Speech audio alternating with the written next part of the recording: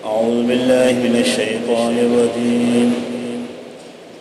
بسم الله الرحمن الرحيم.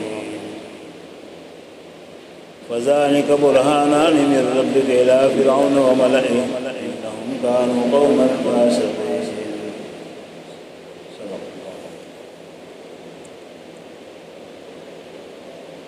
وادی سینا میں پورے سینا پر حضرت موسیٰ علیہ السلام کی اللہ سے بات چیت ہوئی اور اللہ نے آپ کو نبوت سے سرفرازا اور نبوت کے لیے ایک دلیل کے طور پر دو معجزے عطا فرمائے.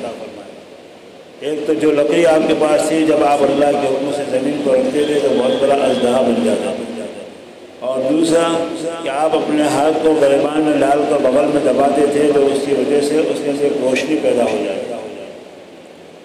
یہ دو عظیم الشان نشان یعنی معجزے اللہ تعالیٰ نے عطا کی.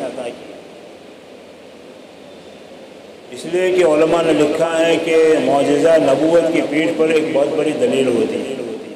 اسی کے ذریعے سے جو مخالفین اور دشمنوں کو خاموش کیا جاتا ہے. ابو جہل نے نبی کریم صلی اللہ علیہ وسلم کو ہرانے کے لیے ایک مرتبہ مطالبہ کیا کہ محمد اگر چاند کے دو ٹکڑے کر دو تو ہم تمہارے کو ایمان لائیں گے. اب وہ کیا اپنی کفر کی دماغ سے سوچتا تھا کہ ہو ہی نہیں سکتا ہے، لیکن جو ہے محمد کے پیچھے صلی اللہ علیہ وسلم کے پیچھے اللہ تبارک و تعالیٰ کی قدرت کا فرمایا.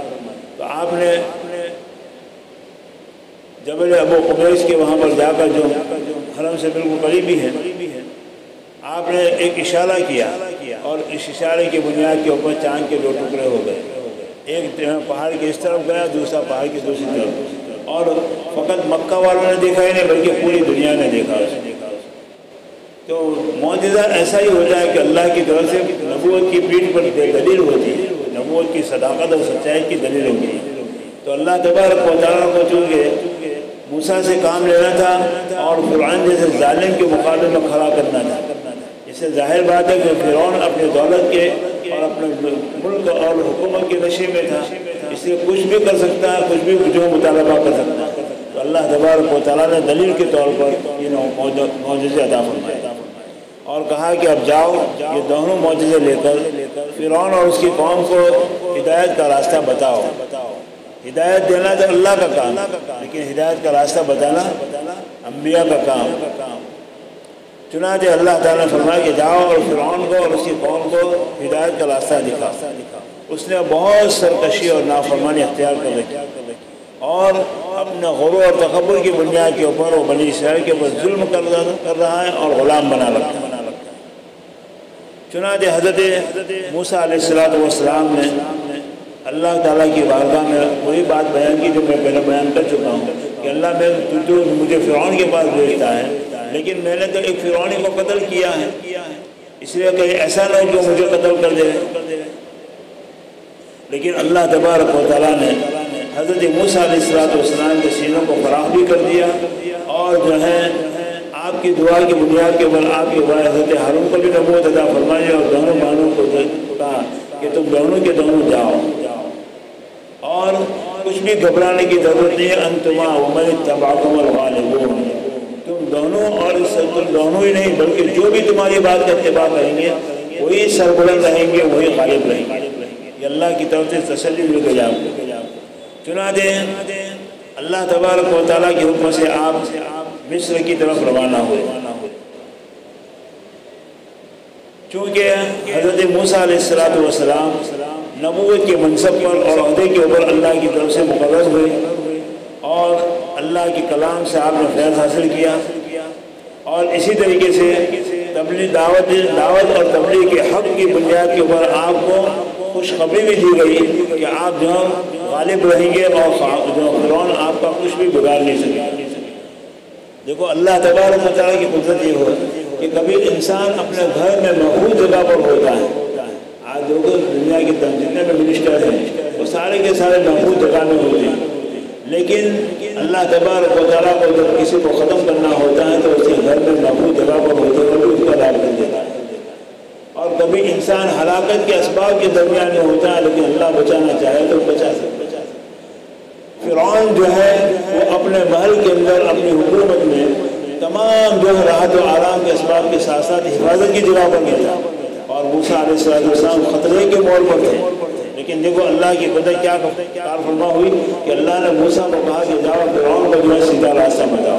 उसने जो सरकशी मचा रखी, इज़हबा इला फिरऔन इन्नहु तग़ा, दोनों के दोनों जाओ और उसको जो है सीधा रास्ता बताओ, इसलिए कि वो सरकश बन चुका है। चुनांचे हज़रत मूसा अलैहिस्सलाम वादी मुक़द्दस से उतरे और अपनी बीवी के पास पहुँचे। आग लेने के लिए गए थे ना, तो जो बीवी को वहीं पर जो रास्ते में छोड़ कर गए थे, तने तना जंगल बैबान में थे। चुनांचे जो हज़रत मूसा अलैहिस्सलाम उसी वादी मुक़द्दस से उतर कर अपनी बीवी के पास पहुँचे।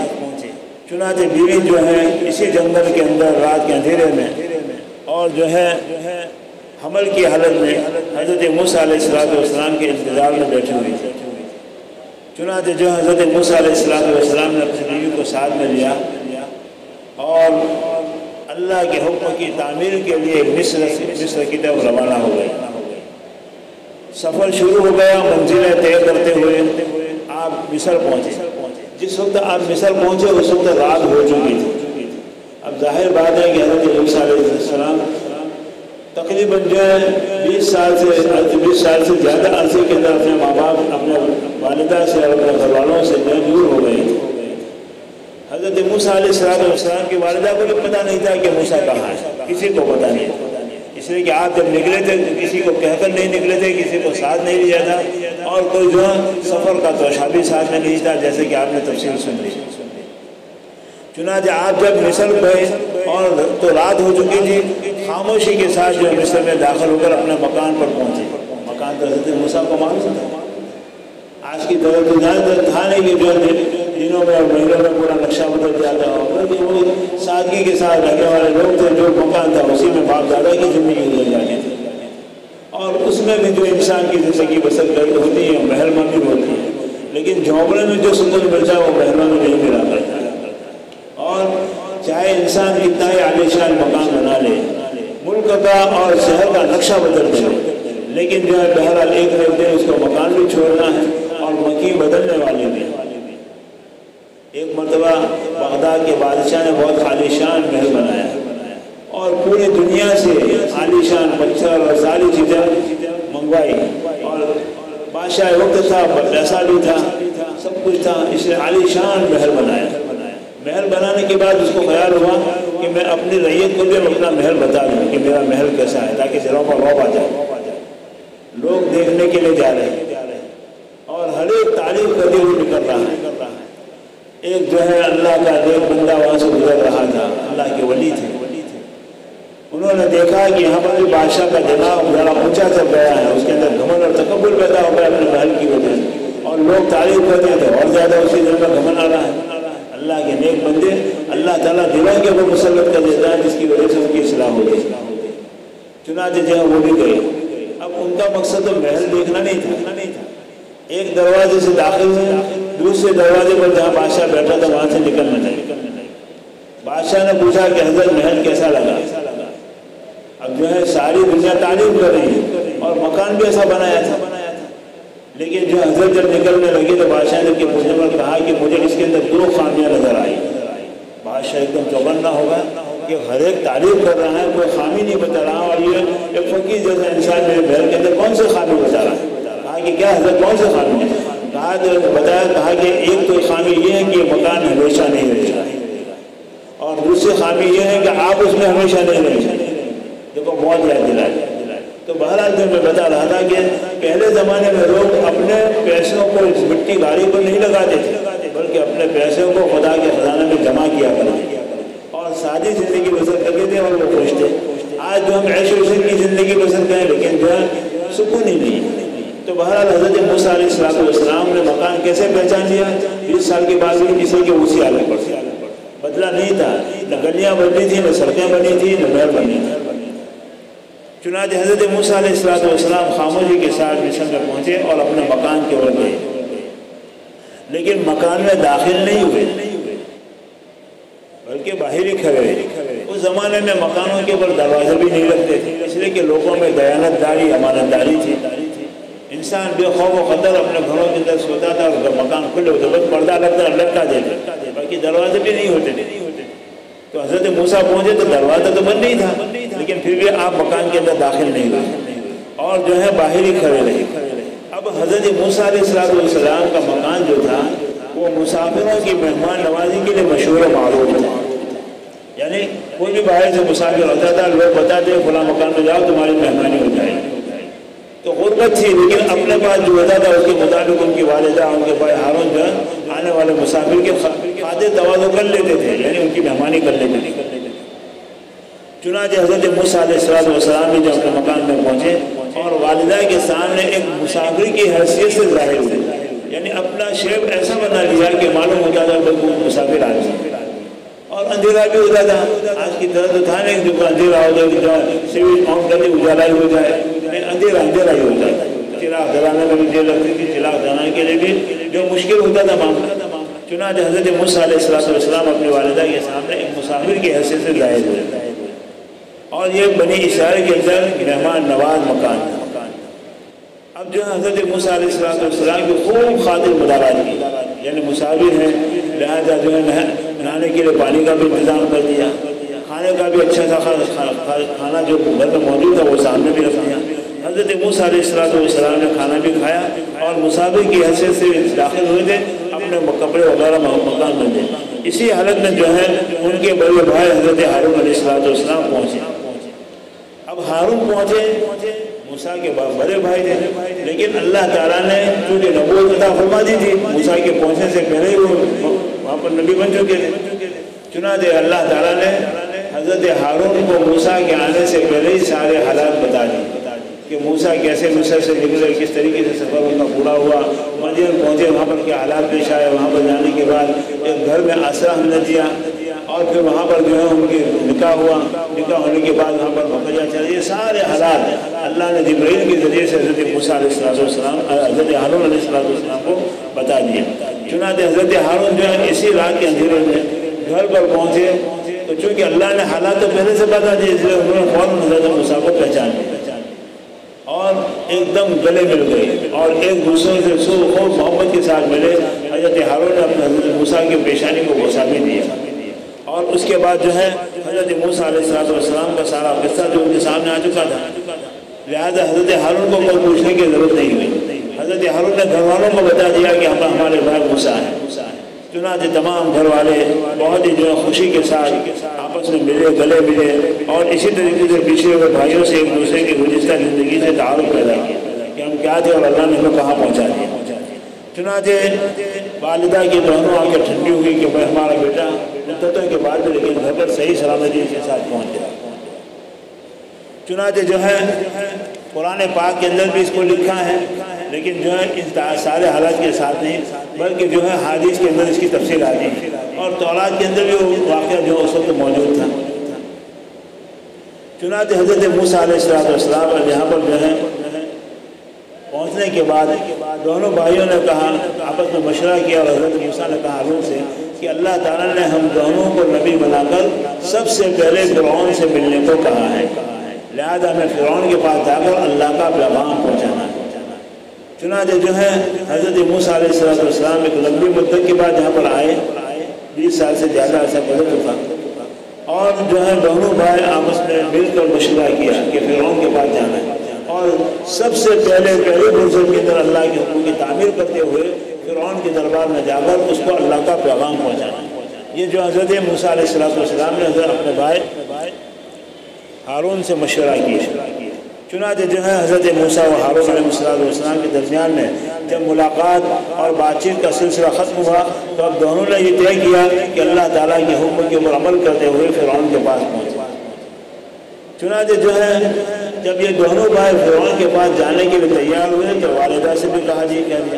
اب جو ماں کو تو اولاد کے اوپر انتہائی شفقت ہوتی ہے اور جبکہ موسیٰ تو مدتوں کے بعد بشیر ہوئے بھی گھر پر پہنچے تھے، اس لیے ماں نے شفقت کے طور پر کہا کہ ایسے شخص کے پاس جاتے ہو جو ملک اور تخت کا مالک ہے، بڑا گھمنڈی ہے اور خزانوں کا مالک ہے اور جو ہے تم تو ایک قصور بھی کر کے یہ ہو، لہٰذا ایسا نہ ہو کہ فرعون تم کو قتل کر دے رہے. لہٰذا ماں نے روکنا چاہا، لیکن حضرت موسیٰ علیہ السلام نے کہا کہ اللہ کا حکم ہے اور اللہ نے مجھے نبوت دی ہے، اور میری دعا پر اللہ نے بھائی ہارون کو بھی نبوت دی ہے، اور ہمارے جو مدد کا وعدہ فرمایا ہے انتم ومن اتبعکم الغالبون۔ قرآن پاک نے الفاظ ان کے غلبے اور ان کی فتح کو ان الفاظ کے اندر بیان کیا ہے۔ چنانچہ جو ہے ماں سے برابر جو ہے اللہ کے وعدوں کو بتا کر تسلی پہنچانے کی کوشش کی۔ چنانچہ جو ہے دونوں بھائی والدہ کو راضی کر کے فرعون کے دربار میں پہنچے، پھر ان کے بہن پر پہنچے۔ اب اللہ کے نبی تھے، گھر میں جانے کے لیے تو اجازت چاہیے نا گھر والوں کی، لیکن جو گھر والوں کا خالق اگر اجازت دے تو پھر اجازت کی ضرورت نہیں ہے۔ اللہ نے کہا تھا جاؤ فرعون کے پاس اور اس کو ہمارا پیغام پہنچاؤ، لہٰذا حضرت موسیٰ و ہارون جو ہیں، حالانکہ وہاں پر چوکدار بھی تھے، سارے جو ہے باڈی گارڈ بھی تھے، فوج بھی تھی، سب کچھ تھا، لیکن حضرت موسیٰ علیہ السلام بے خوف و خطر فوج کے درمیان جو اندر چلے گئے اور محل کے اندر داخل ہو گئے۔ بعض روایتوں میں یہ بھی آتا ہے کہ اندر داخل ہوتے وقت آپ نے دروازوں کو بھی کھٹکھٹایا، دروازہ کھٹکھٹایا تو اس کے اندر ایسی ڈراؤنی آواز پیدا ہوئی کہ فرعون ڈر بھی گیا۔ خیر بھلا کسی بھی طریقے سے حضرت موسیٰ فرعون کے دربار میں پہنچے، اور فرعون نے تو موسیٰ کو پہچان لیا، اس لیے کہ جوانی تک تو وہیں اس کے محل میں پڑے تھے۔ چنانچہ جو ہے دونوں دربار میں پہنچے اور بغیر کسی خوف و خطرے کے اندر داخل ہو گئے۔ جب فرعون تک کے تخت کے قریب پہنچے تو حضرت موسیٰ و ہارون علیہ السلام نے اپنے آنے کی وجہ بیان کی کہ ہم تیرے پاس کیوں آئے، ہم جو ہے میرے اور تمہارے رب کی طرف سے تمہیں اللہ کا پیغام پہنچانے کے لیے آنے۔ اب جو ہے میرے اور تمہارے رب، موسیٰ کہہ رہے ہیں میرا اور تمہارا رب، تو فرعون نے سوچا کہ میرا رب کون ہے، میں تو سب کا رب بنا ہوا ہوں، میرا رب کون ہے؟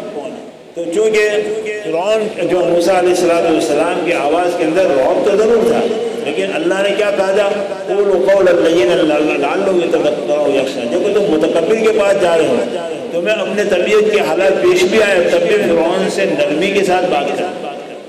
معلوم ہوا کہ جس نصیحت کے اندر نرمی ہوتی ہے وہ نصیحت دل پر اثر انداز ہوتی ہے۔ اگر آدمی جو بیٹوں کی زبان سے بولتا ہے تو اس کی بات کو اگر کوئی سن بھی لے تب بھی اس کے اندر اثر نہیں ہوتا۔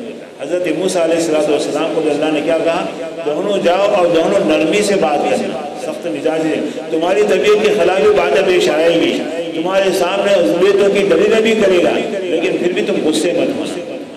یہ نرمی ایسی چیز ہے کہ سخت انسان کو بھی نرم کر دیتی۔ چنانچہ جو ہے حضرت موسیٰ علیہ السلام نے فرعون کے دربار میں پہنچ کر کہا کہ ہم کو خدا نے اپنا پیغمبر اور رسول بنا کر تیرے پاس بھیجا ہے، ہم تجھ سے جو ہے دو اہم باتیں چاہتے ہیں۔ یعنی فرعون کو کیا کہا کہ ہم تجھ سے اور تیری مال و دولت کے اوپر نہیں آئے، بلکہ دو باتوں کا تجھ سے مطالبہ۔ ایک تو یہ کہ خدا کی ذات پر یقین رہا، یعنی اللہ کو مان۔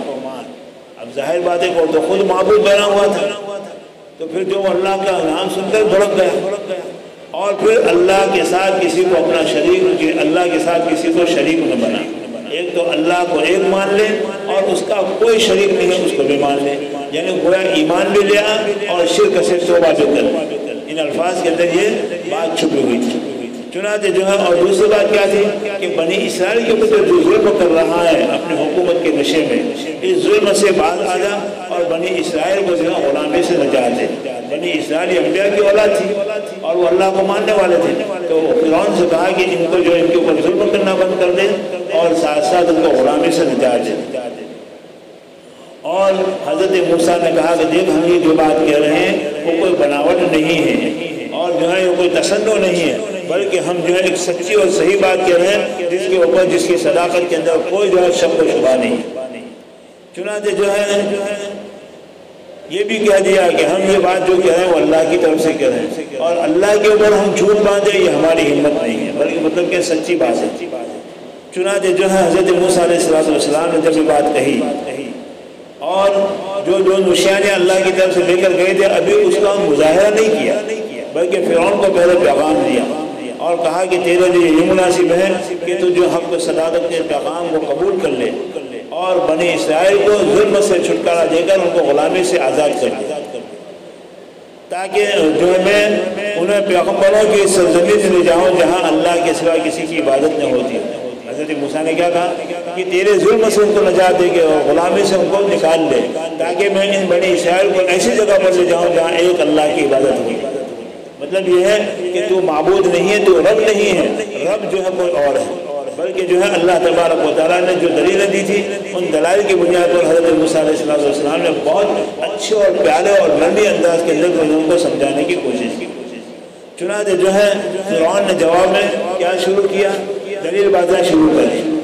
یہ دلیل بازی کیوں شروع کر دی؟ اس لیے کہ موسیٰ کی بات کے اندر ایسی صداقت اور سچائی تھی کہ فرعون کو خطرہ ہونے لگا کہ کہیں موسیٰ کی باتوں میں آ کر یہ میرے سارے درباری مسلمان نہ ہو جائیں اور مجھے چھوڑ کر چلے جائیں، پھر میری بادشاہ نہیں رہے گی۔ اس لیے فرعون نے جو ہے حضرت موسیٰ کی بات کو قبول کرنے کی بجائے دلیل بازیاں شروع کر دی، اور کبھی تو موسیٰ کی ذات کے اوپر حملہ کیا، اس لیے کہ جو ہمیشہ ایک دشمن کا وار ہوتا ہے کہ جب نہیں چلتی ہیں تو کیونکہ بڑا کون سا بات اوپر ایسا تھا، چور تھا، ویسا تھا، ویسا تھا، یعنی جو انسان کی ذات کے ویک پوائنٹ بیان کرنا شروع کر دیتا، یہ اس کے ہارنے کی دلیل ہوتی ہے۔ تو فرعون نے بھی حضرت موسیٰ علیہ السلام کی بات کو قبول کرنے کے بجائے حضرت موسیٰ علیہ السلام کی ذات کے اوپر حملہ کرنا شروع کر دیا، اور وہ حملہ کس طریقے سے کیا؟ حضرت موسیٰ علیہ السلام کے سامنے کیا دلیل کی؟